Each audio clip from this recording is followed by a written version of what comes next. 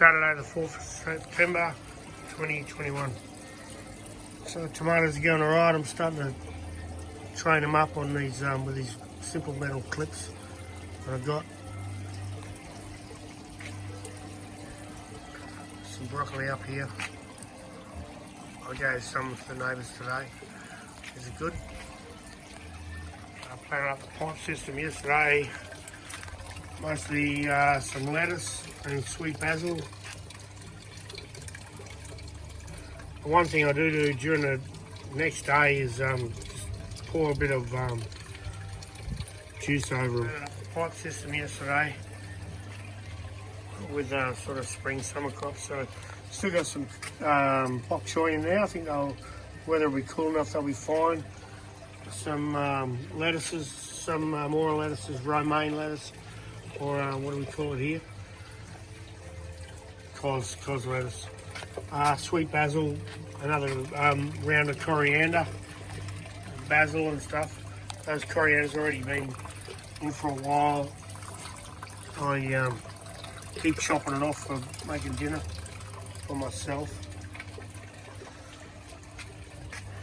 Some Bok Choy there. Only been in a day, but they look pretty happy. If they look a bit limp, I'll give them a drink. Just pour a bit of water over, or nutrients over the top. And then over this side, planted up today. So the rockmelon cantaloupe went in. So there's that little one that had a stunted leaf is now put on a leaf. So we'll give it a go. So there's 10 rockmelon potentially, unless some die. Should be okay. And then cucumbers. Purpless cucumbers, which I bought. I didn't grow them. Purpless cucumber.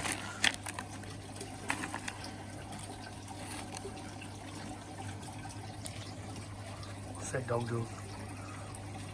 And 2 zucchinis, which I grew from seed, so that should be cool.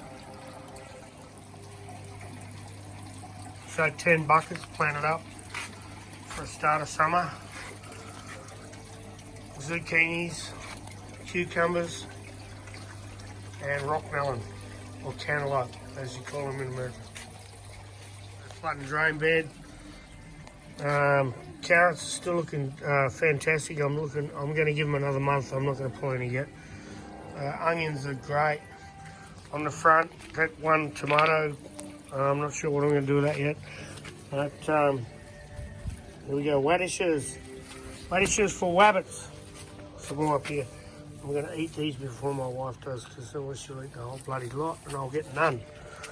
So carrots, you can see they've bumped the soil up, or they've bumped the gravel up with their little carroty bodies, so I'm not pulling them out yet. Give them another month, eh?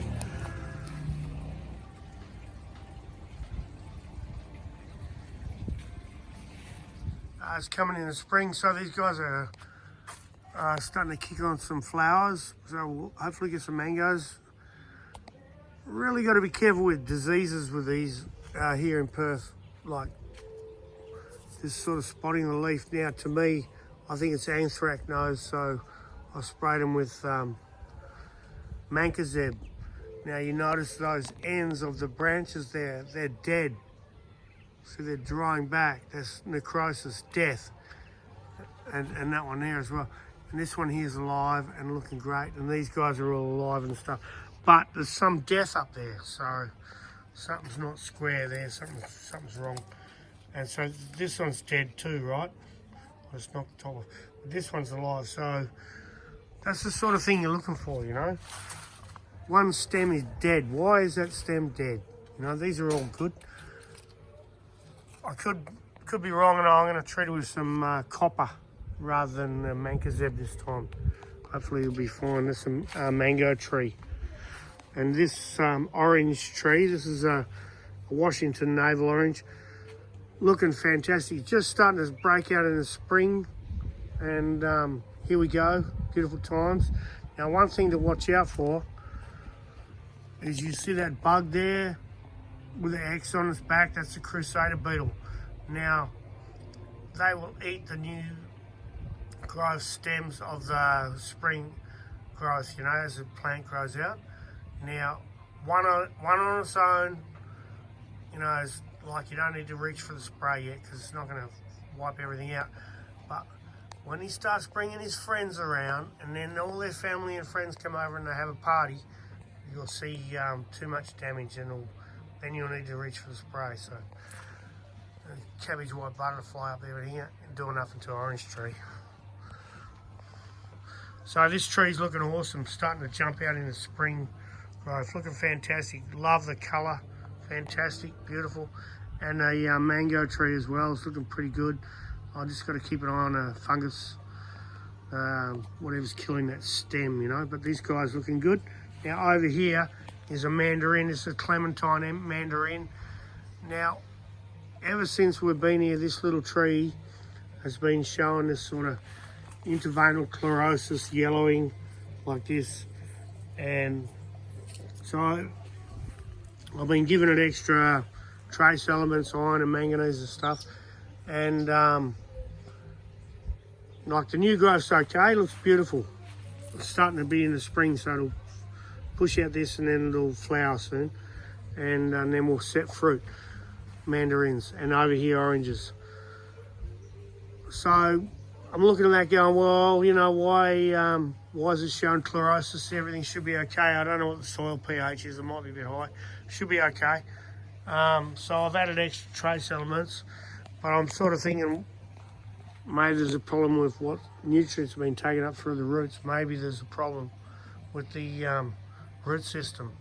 So I'll treat it with a fungicide, because I've had one mandarin tree like this before, just turn over and die straight away from crown rot. So I'm really looking closely at this tree, but like where the graft union is there, that tree looks beautiful, eh? That's what you want to see, a graft union. You can see the rootstock is underneath and the grafted tree is above. And then over on this guy, which is a Washington Navel orange, see the same thing. You can see the graft union, you can see where it's grafted. The tree's growing beautifully out of there. That's what you want to try and do.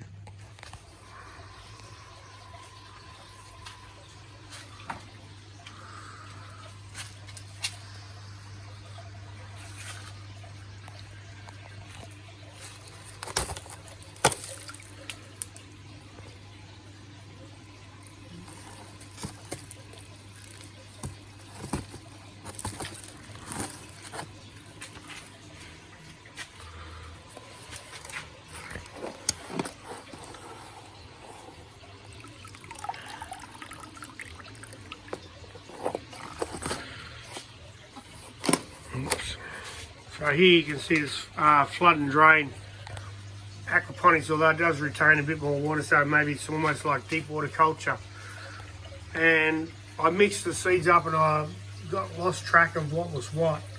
So I think you can see that is spring onions there, maybe some chives over there, and definitely there are leeks.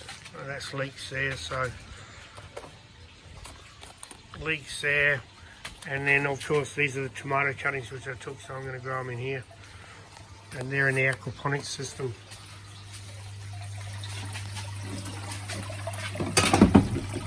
Now, because I took the media beds out, it's looking a bit dirty, so what I want to do now is add like a media filter and maybe another kind of filter to try and filter out the solids, keep this water clear for the fish. And so these are full of rainwater, water clean for the fish, and then just get the nutrients up for the plants.